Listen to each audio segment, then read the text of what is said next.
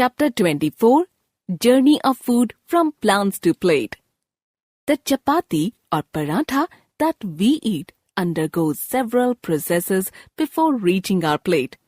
Does the food in your plate make you wonder how man came to know about growing fruits, vegetables, grains, pulses, etc.? The early man depended on nature to fulfill all his needs. He was a hunter and food gatherer. With cultivation, he became a food producer. He must have just scattered the seeds without imagining their outcome. But when he saw plants growing from those seeds and bearing fruits, he started growing crops. His life underwent a great change. Now he did not have to move around in search of food. He learned to sow the seeds, water them, and then wait for them to ripen. He settled down at one place and learned to live in groups. This was the beginning of civilization. Do you know, there are evidences to show that as early as 2000 BC, the Egyptian civilization followed particular dates for sowing and reaping. Beginning of agriculture. Agriculture is the most ancient occupation of man. It refers to tilling the soil and growing crops, as well as rearing of livestock. Well, it is difficult to determine the exact date of origin of agriculture, since it started before the invention of writing. Early knowledge about agriculture is a collection of experiences that were passed on from one generation to another. It is believed that the first crops grown were probably wheat and barley. Traces of early settlements have been found in river valleys. These areas must have attracted people because of fertile soil and regular supply of water for irrigation and domestic needs. The tools that man used at different stages reflect the level of development of that time. In the early stages of agriculture, he used tools made of stone. Later on, he learned to sharpen and polish them. The discovery of metal led to a great improvement in the tools used by farmers and people belonging to other occupations who were indirectly dependent on farming, like potter, blacksmith, weaver, basket maker, etc. Agriculture has progressed through the years. Gradually, man learned more about growing crops. He also came to know that some crops grew well in a particular season, soil type, etc. This information helped him to select and cultivate crops successfully. Do you know, the development in agriculture and industry has resulted in a thick network of road and railway? Let us learn about the most suitable seasons for growing different crops. Seasonal crops. Kharif crops. Kharif crops are sown from April to July and harvested in October. Main crops are rice, maize, bajra, etc. Rabi crops. Rabi crops are sown from November to December and harvested in April to June. Main crops are wheat, gram, peas, etc. Zaid crops. Zaid crops are sown in between the above two crop seasons. Only short duration crops are grown in Zaid, like sunflower, vegetables, muskmelon, watermelon, cucumber. Step-by-step farming. Tilling of soil means loosening of soil by overturning it by plowing. The tilling makes it easy for the soil to breathe. Sowing of seeds is carried out either by scattering the seeds by hand or with a seed drill at correct depth. Weeding is necessary to remove the unwanted plants which restrict the growth of crops. Irrigation is supplying water to the crops in the fields from wells, canals, through channels, sprinklers, etc. Manures or fertilizers are added to make the soil fertile. Manures are made from the animal dung or compost made from plant and animal wastes. Fertilizers are made from chemicals like nitrogen and potassium. Pesticides and fungicides are sprayed to protect the crops from fungi, bacteria, etc. Harvesting is the process of cutting the crop when it ripens.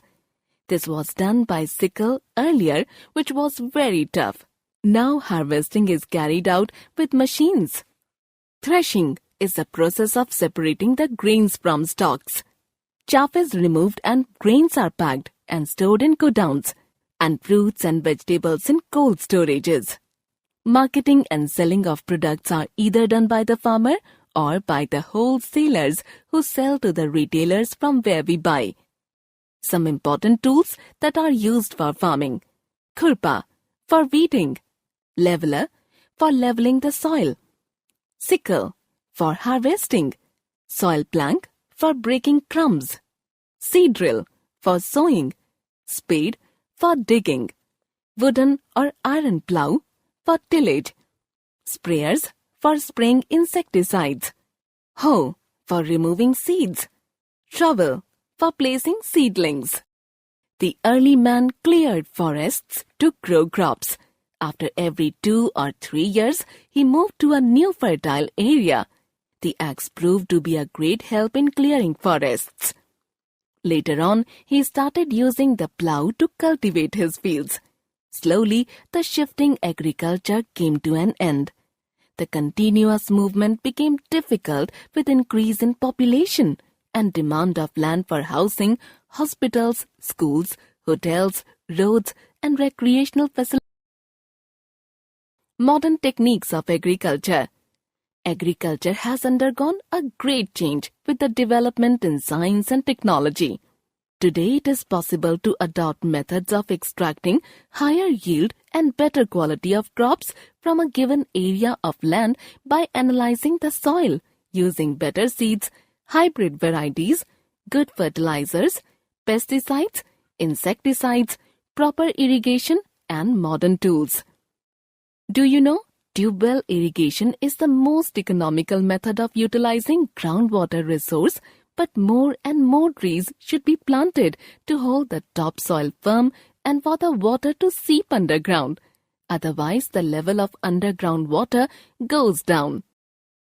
In olden times, agriculture was totally dependent on rains.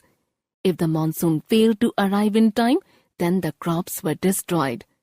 Horses and oxen were used to turn the water wheel to pull water from the wells. Electricity has brought great changes in irrigation. Tube wells and canals have been dug to facilitate agriculture. Use of modern techniques of irrigation like sprinklers and drip irrigation have become possible only because of electricity. Do you know, genetic engineering has brought a great revolution in agriculture? Suratgarh in Rajasthan is a very good example of how irrigation has changed the desert area into a green belt with the construction of Indira Gandhi Canal. Do you know, Indira Gandhi Canal has brought water to a large part of Rajasthan desert and made it possible for the farmers to grow wheat, gram, maize, jowar, pulses, oilseed, etc. Now many crops like wheat, maize, barley, gram, pulses, sunflower, linseeds, mustard, groundnut, sugarcane, cotton, etc. are grown on big farms. Most vegetables and fruits are available throughout the year in all parts of our country. Fruits are grown in orchards. Many small farms have given way to big farms where modern tools and implements like fertilizers, insecticides and pesticides are used. The irrigation is carried out through sprinklers, tube wells and canals. Soil is tested scientifically and the required nutrients are added. Hybrid seeds are carefully grown and sown. Do you know? Organic foods are healthier for us. These days, organically grown fruits and vegetables are in great demand as no pesticides have been used for growing them. No pesticide means healthier soil, water and wildlife. They are very good for the environment and supports small farmers against commercial farming. Organic farming supports biodiversity. The different stages that wheat has to go through before it appears on your plate in the form of a chapati. Seeds are sown, watered and grown in fields. Seeds start developing in the plants. Plants turn yellow and kernels dry fully. The wheat is harvested before a storm, rain, or hail can destroy the crop. The plants are tied in stalks, bunches, and made ready for threshing. The chaff, outer covering, is blown away from the wheat by wind or big fans. It is ground in mills or at a local chakki. The flour is made into chapati, paratha, puri, bread, or whatever you like. Poverty of farmers. Farming is a major occupation in India. Farmer has the ability to feed large number of people whose activities are indirectly dependent on agriculture. But very few farmers own land. Most of them are very poor. Quite often, they are dependent on landowners for work and subsistence. Most of them are poorly paid and have no choice but to carry on. Do you know? Earlier, the farmer cultivated crops to feed his family. This was known as subsistence agriculture. But now crops are grown on large farms for selling purpose. This is known as commercial agriculture.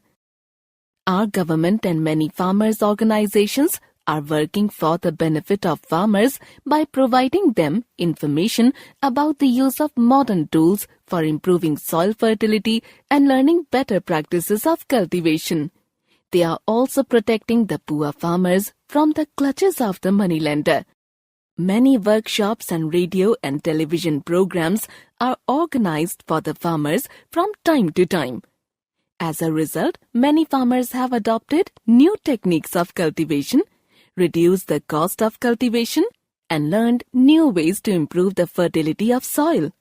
Now many farmers are growing 2 to 3 crops in a year with improved qualities. Do you know, in search of comfortable life, human beings have used the natural resources mercilessly. The consequences of the careless action of human beings can be seen in depletion of the fertility of soil, water pollution, air pollution, and deforestation.